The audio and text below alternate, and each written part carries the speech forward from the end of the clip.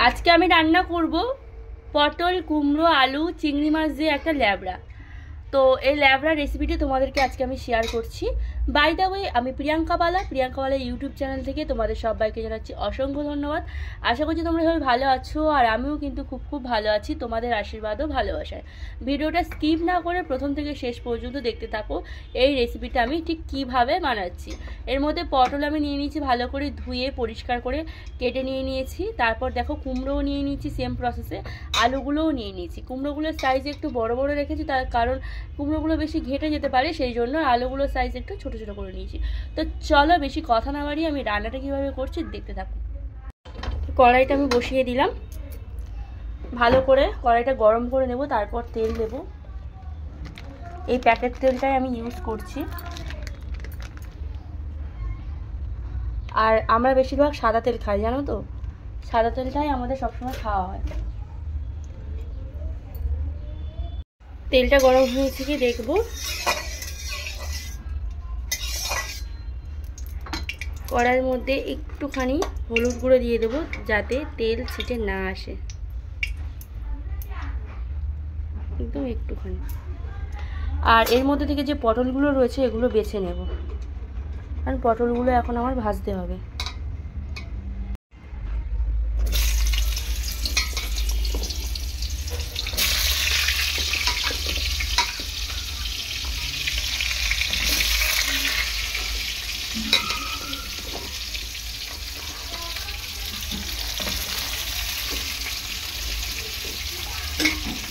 আলাদা করে রাখি, যেহেতু আজকে সবজিটা একটু অল্প রান্না করছি, সেই জন্য একসাথেই আমি ধুয়ে নিই।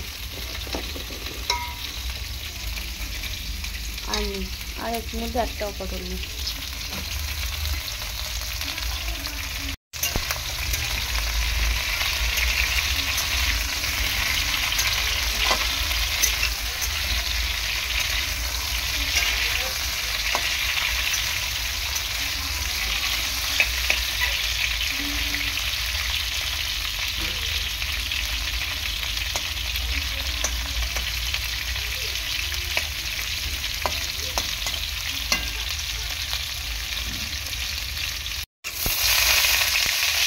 পটলটা ভালো করে ভেজে নেব।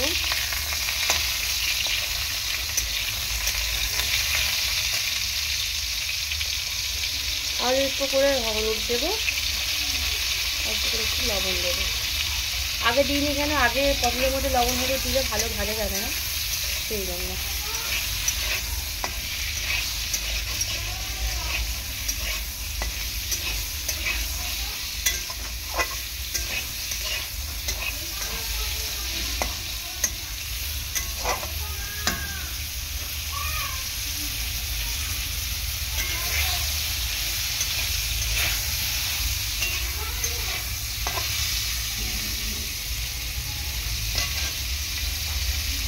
পটলগুলো ভাজা হয়ে গিয়েছে, আমি এখন তুলে নেব।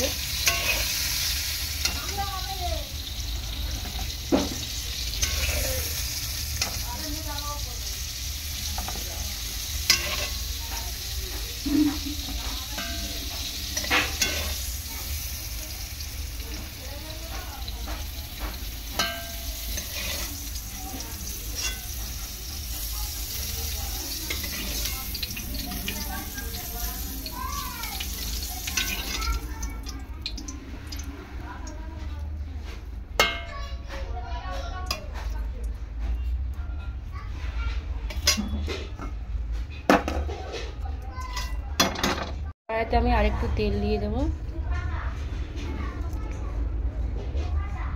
তেলটা গরম হোক, আর এদিকে দেখো চিংড়ি মাছ নিয়ে নিয়েছি, ছোট্ট ছোট্ট হরিণে চিংড়ি। তো ছোট্ট ছোট্ট হরিণে চিংড়ি মাছ দিয়ে আজকে এই ল্যাবড়া বলো ঘন্ট বলো একই, এটাই ভালো হয়।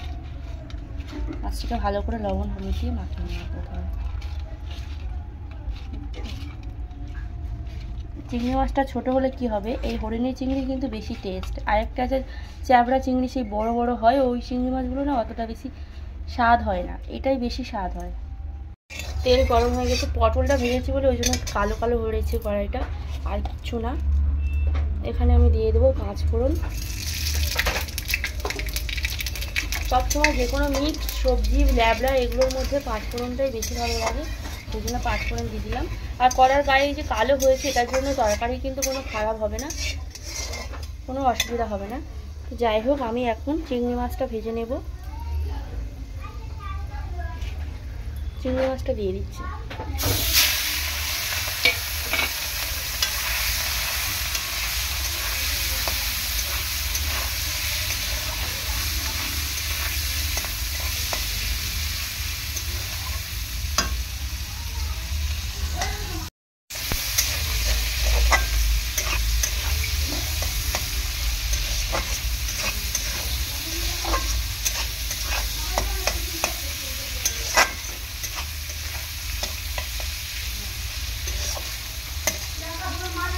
এরপর আমি গ্রেট করা আদাটা দিয়ে দেবো চিংড়ি মাছের মধ্যে।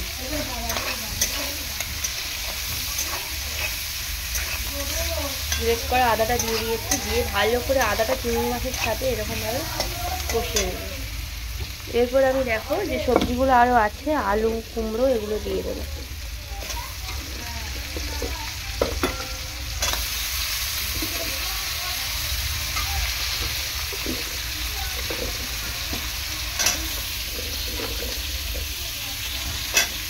তলায় জল আছে ওই জন্য এরকম তুলে তুলে দিচ্ছি।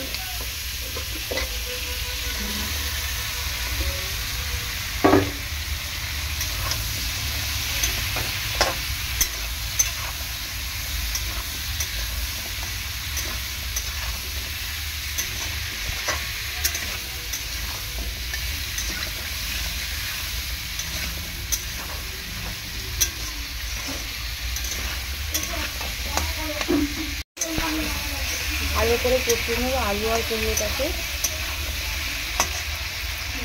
কষানোর সময় কয়েকটা কাঁচা লঙ্কা দিয়ে দেবো চেরা,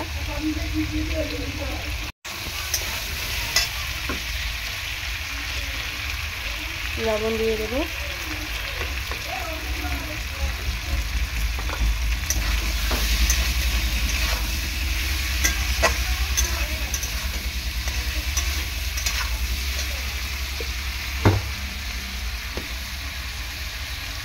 তো হলুদ দেবো।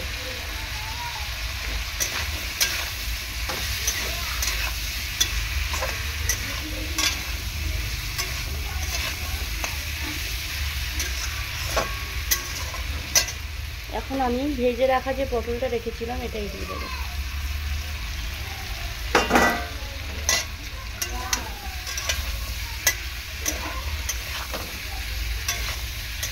পটল আলু কুমড়ো চিংড়ি মাছ সব একসাথে এরকমভাবে 3 থেকে 4 মিনিট ভালো করে কষাবো। এর মধ্যে অল্প করে লঙ্কার গুঁড়ো দেবো, যেহেতু আমি কাঁচা লঙ্কা দিয়েছি অনেকটা, তো অল্প করেই দিলাম।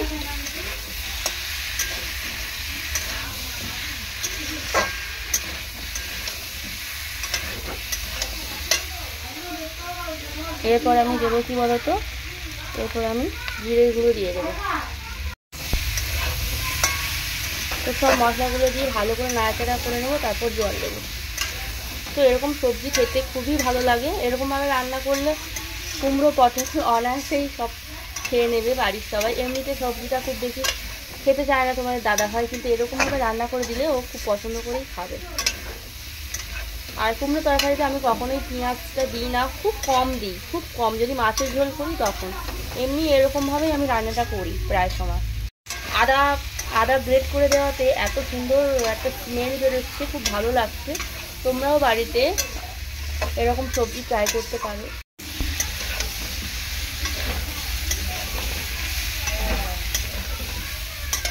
এরপর আমি জল দিয়ে দেবো।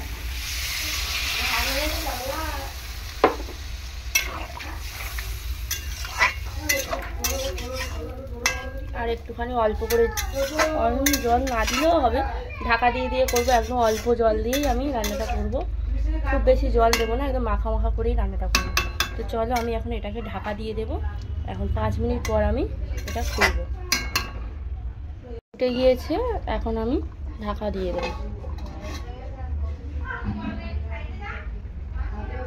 এখন ঢাকনাটা খুলে দেখবো কতদূর হয়েছে তরকারিটা। তো কালারটা কত সুন্দর এসছে দেখো। আর এটা মিষ্টি মিষ্টি ভালো লাগে, কুমড়ো যেহেতু আছে ওই জন্য একটুখানি আমি চিনি দিলাম পরিমাণ মতো। সমস্ত মশলা কিন্তু তোমরা তোমাদের পরিমাণ অনুযায়ী দেবে, তোমরা যে যেমন মিষ্টি খেতে পছন্দ করো সেই রকম অনুযায়ী কিন্তু এটা দেবে। দেখি এখন আলুটা সেদ্ধ হয়েছে নাকি, কুমড়ো তো সেদ্ধ হয়ে যায়, আলুটা সেদ্ধ হয়েছে নাকি সেটা একটুখানি দেখি।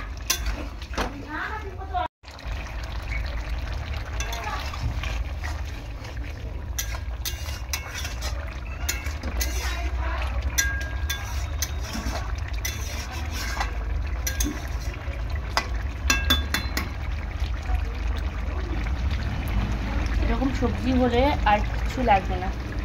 তো রেসিপিটা কেমন হচ্ছে অবশ্যই তোমরা কমেন্ট বক্সে কমেন্ট করে কিন্তু জানাবে। এই চিংড়ি মাছটা আমার একদিন ফ্রিজে ছিল, এটা যদি আর ফ্রিজে ছিল তাও টেস্টি হবে। একদম পুকুর থেকে ধরা টাটকা চিংড়ি মাছ হলে তাহলে তো আর কোনো কথাই হবে না, যেটা আমাদের কলকাতায় সবসময় পাওয়া যায় না, সবসময় টাটকাটা পাওয়া যায় না।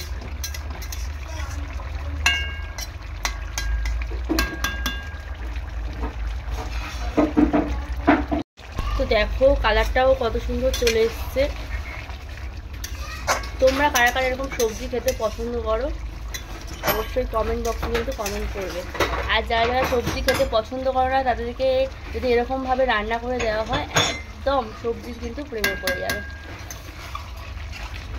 তো আর 2 মিনিট হলেই হয়ে যাবে আমার রান্নাটা।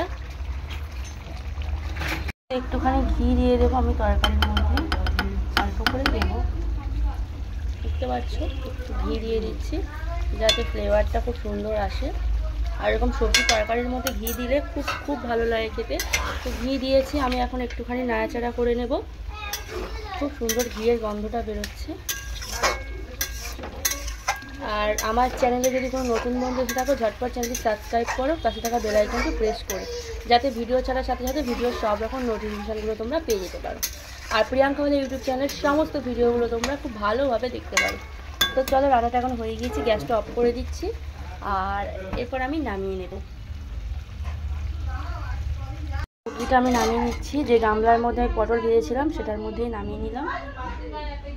তো দেখো তরকারিটা কেমন লাগছে, দেখতে কত লোভনীয় হচ্ছে আর খেতেও কিন্তু খুবই টেস্টি। তো এরকম নিত্য নতুন ভিডিও আপলোড পেতে হলে অবশ্যই তোমরা প্রিয়াঙ্কা বালা ইউটিউব চ্যানেল সাবস্ক্রাইব করে রেখো আর এরকম সাপোর্ট করো, পাশে থেকো।